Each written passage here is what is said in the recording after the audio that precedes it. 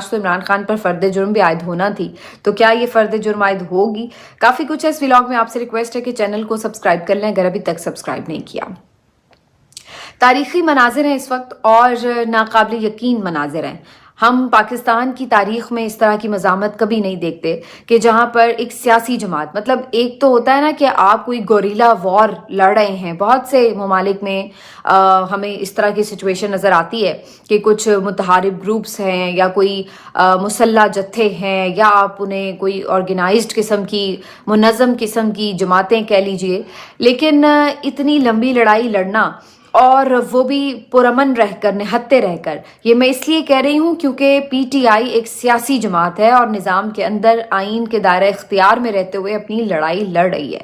تو اس قدر اس طرح کی مزاحمت ہمیں تاریخ میں کسی سیاسی جماعت کی طرف سے نظر نہیں آتی. پاکستان کی تاریخ میں پاکستان پیپلز پارٹی نے بہت